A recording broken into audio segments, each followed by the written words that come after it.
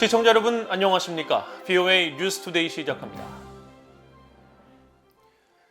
미국 국무부가 유엔 안전보장이사회에서 북한의 이딴 도발에 대응한 추가 제재와 규탄 성명 채택을 맡고 있는 중국과 러시아를 정면으로 비판했습니다.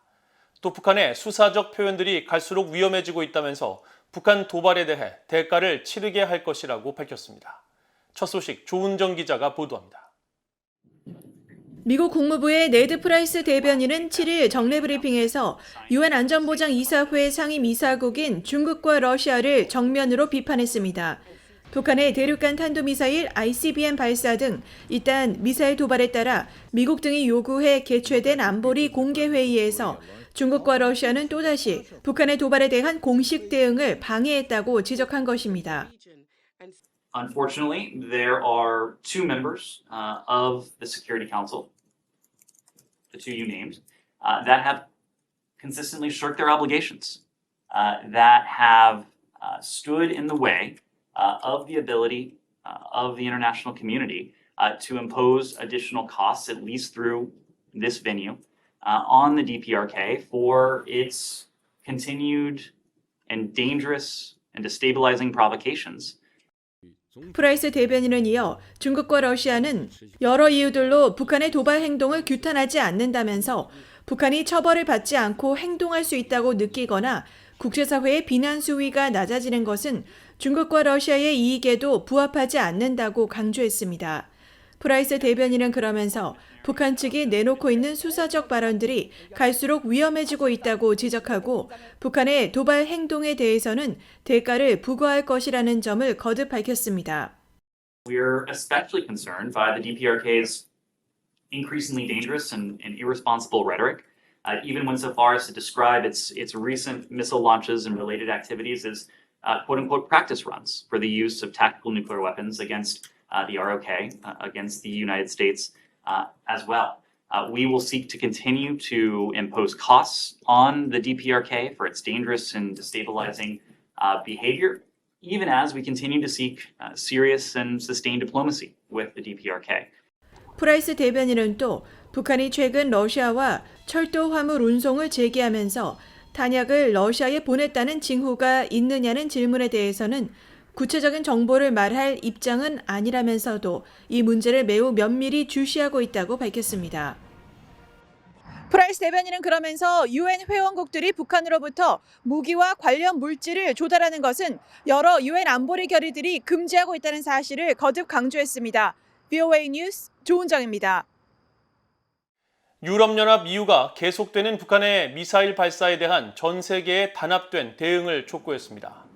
유럽연합은 5일 발표한 성명을 통해 북한이 올해 전례 없는 수준의 탄도미사일을 발사한 것은 국제 비확산 체제를 약화하려는 의도를 보여주는 우려되는 것으로 이는 모든 국가에 중대한 위협을 제기한다고 비판했습니다. 그러면서 북한이 불법 무기 프로그램을 위한 자원과 정보, 금융을 조달하지 못하도록 유엔 회원국, 특히 유엔 안보리 회원국들은 완전한 제재 이행을 실행해야 한다고 밝혔습니다. 한편 영국 외교부도 7일 성명을 통해 지난 5일 북한의 단거리 탄도미사일 발사는 유엔 안보리 결의에 대한 명백한 위반이라며 비판하고 주요 7개국 외교장관들이 지난주 발표한 공동 성명을 상기하며 북한은 모든 핵무기와 대량 살상무기, 탄도미사일 프로그램을 완전하고 검증 가능하며 되돌릴 수 없는 방식으로 포기해야 한다고 강조했습니다. 일본의 기시다 후미오 총리와 하마다 야스카즈 방위상이 영내에 배치된 미국 핵추진 항공모함 로널드 레이건함을 방문해 북한 위협을 비롯한 영내 방어에 대한 미국의 방위 공약을 재확인했습니다. 주일 미국 대사관은 보도자료를 통해 6일 람 이메뉴얼 주일 대사가 기시다 후미오 일본 총리와 하마다 야스카즈 일본 방위상, 마이클 길데이 미국 해군 참모총장 등과 함께 로널드 레이건함을 방문했다고 밝혔습니다.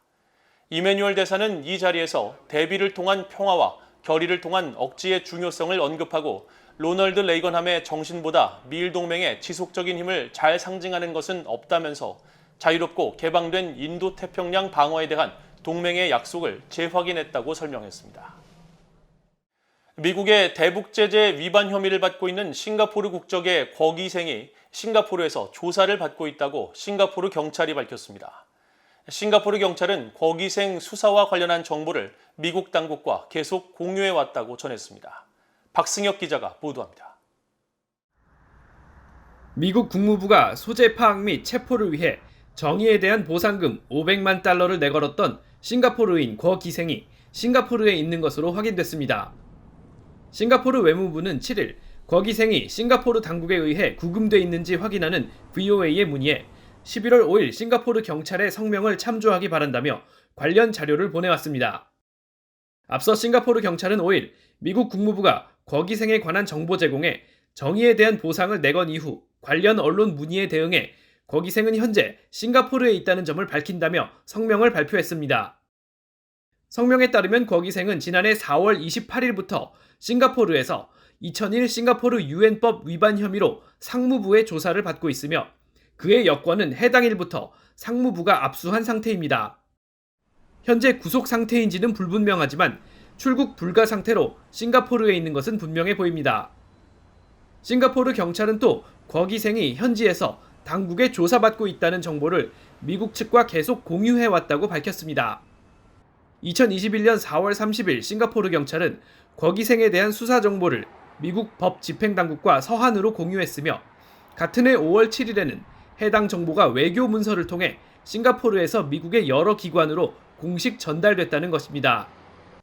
이후에도 여러 차례 더 교류가 있었으며 사건의 본질과 복잡성으로 인해 수사는 아직 진행 중이라고 싱가포르 경찰은 밝혔습니다.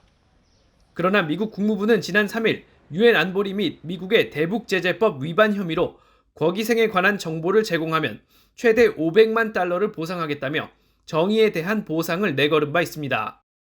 당시 폴 휴스턴 국무부 외교안보서비스국 위협조사 담당 부차관보는 도주 중인 거 기생에 대한 정보가 있는 사람은 누구라도 정의에 대한 보상에 연락할 것을 권장한다고 말했습니다.